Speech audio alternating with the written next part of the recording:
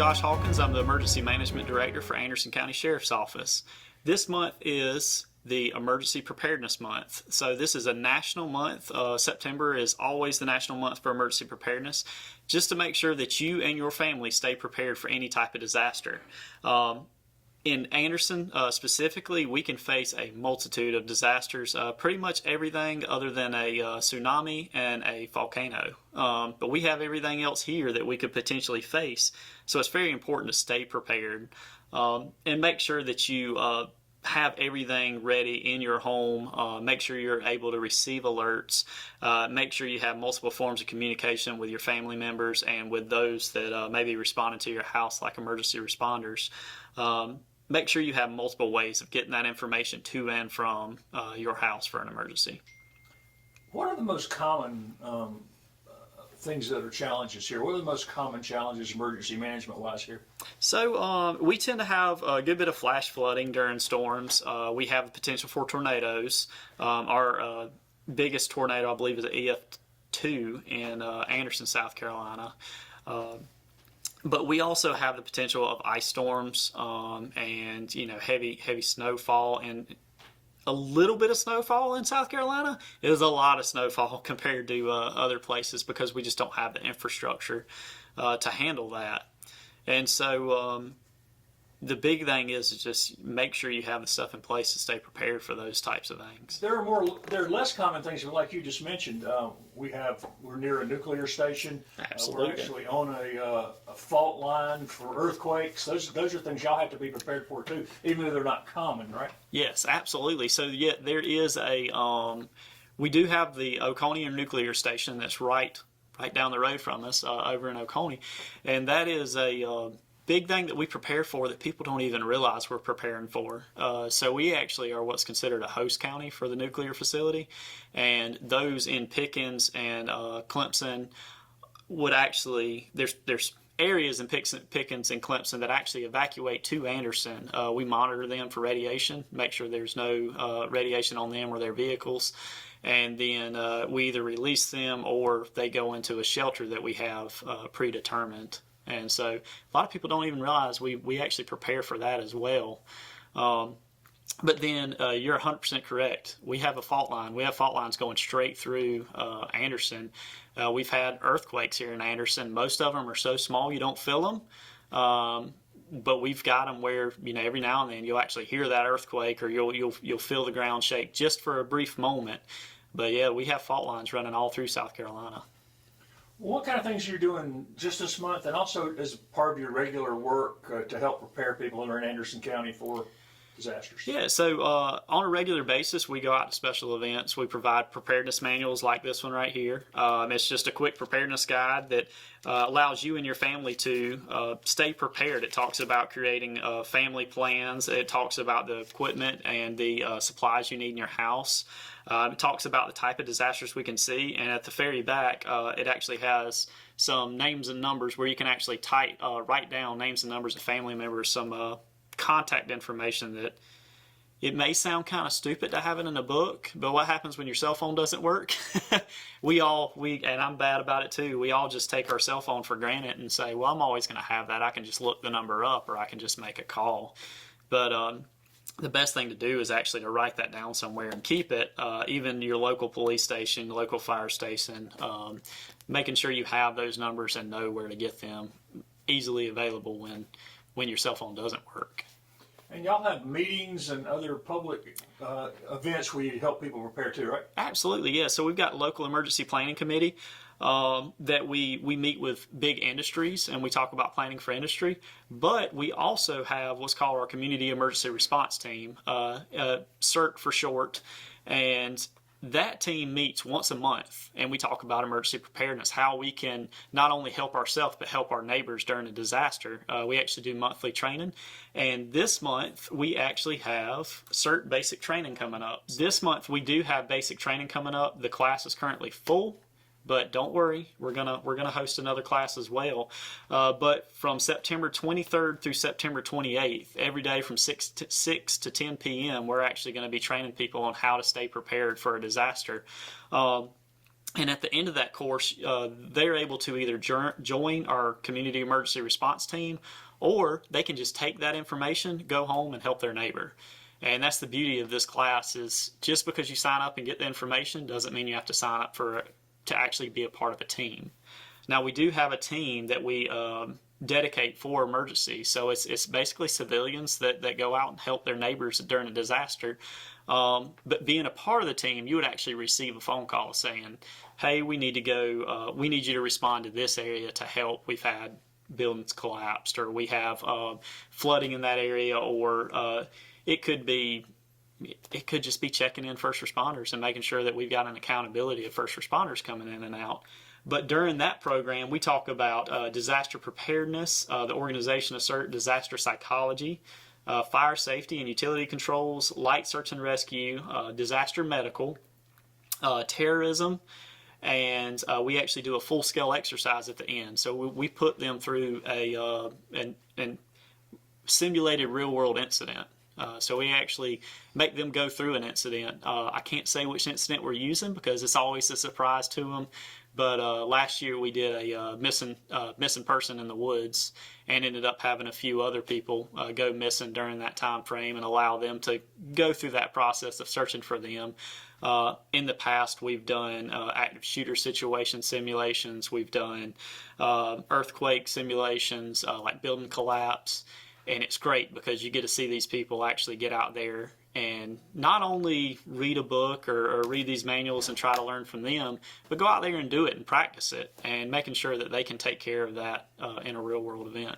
Y'all are also involved in just big events with large groups of people. I know this summer y'all were involved in the big concert here, right?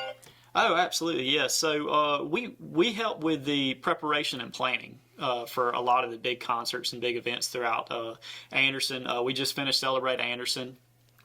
We worked with Fire Law, EMS, Public Works, the Civic Center staff, our Parks and Rec staff. We worked with all of them to plan those events together, because we've learned that if you plan them together, you tend to work together during the events, and it works so much smoother. Rock the Country, which was our biggest event, I believe, to date at the Civic Center, it went off without a hitch. Saying that, a lot of people don't know, we had 80 patients go through our first aid tent, which is a lot of people. And there was so much planning and so much coordination together that it was just like another day. I mean, they ran so smoothly. Everybody worked really good together. Fire, EMS, law enforcement, Public Works, the sanitation guys, solid waste guys, they all work so hand in hand, so closely together because of the planning process that you really, if you were at the concert, you probably didn't even notice anything was going on. So very proud of them, and it's all about preparedness, and that's what we do, is we help bring everybody together, make sure we're prepared as a county to respond to recover from, and to mitigate disasters before they even happen. And I noticed you've got some stuff here. What are some of these things here you've got to help people prepare? So first off, the preparedness guide. Right. We give these out for free if you want one. I've got a lot still sitting in a box that we go out to special events. We hand them out, and we can actually get these out to you. The other thing that we have here, this is just a four-in-one emergency radio flashlight. The cool thing about this is it is a light, it is a radio, it is a NOAA weather radio, and then it also can charge your phones up. It's got a crank on the back. If you don't have sunlight, you can actually crank it up and get some more power. But it's kind of an all-in-one little kit. These are super cheap. You can get them on Amazon.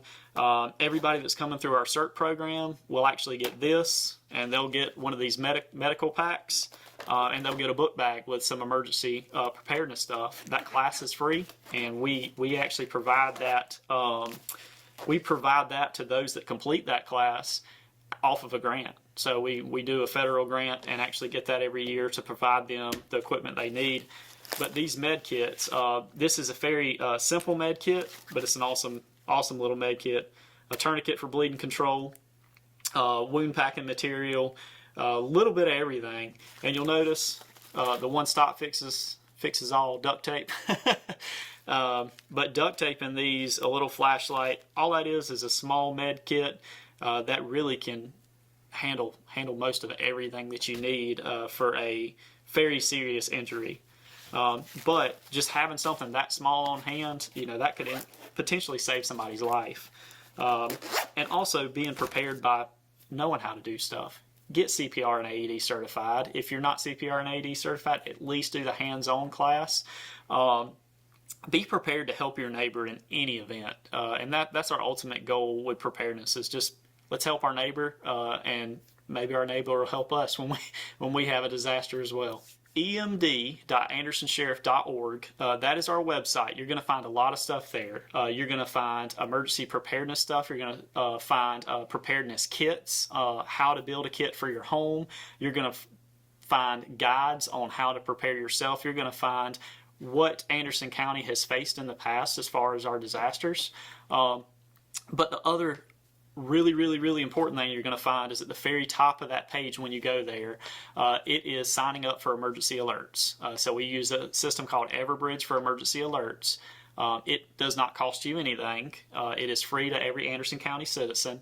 All you have to do is go on there and sign up. You can sign up to 5 locations. So if you want your house, your parents' house, your place of work, you can actually sign up for those locations, and you can dictate what alerts you get.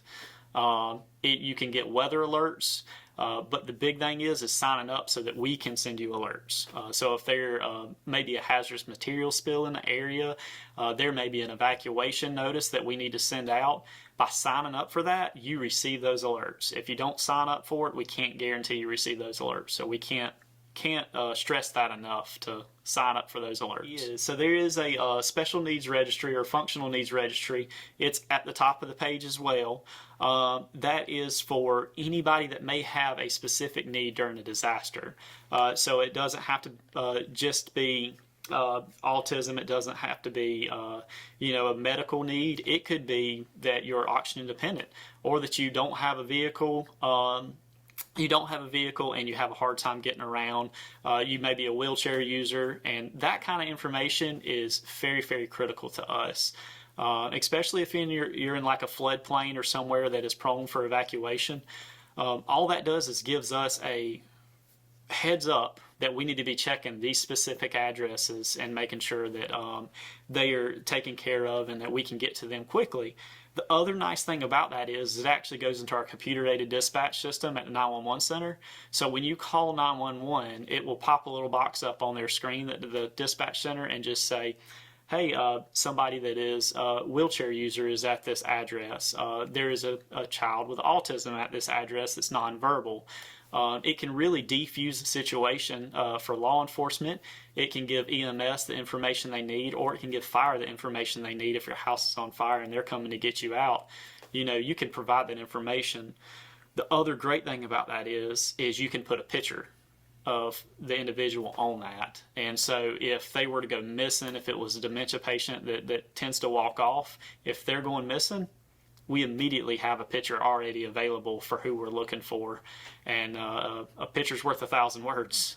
You can describe somebody 100 different ways, but that picture really shows us who that person is and allows us to get to that person quicker and kind of understand, get a better visual instead of just taking a description over the phone. So the things that you can do to be prepared: number 1, sign up for alerts. Number 2, make sure you've got plenty of non-perishable food and water at your house. And number 3, go to emd.andersonsheriff.org and look on our page. We've got ready kits. We have a whole lot of information just on staying prepared, and so that will allow you to go through those checklists and go through that process and make sure that you have what you need to stay prepared.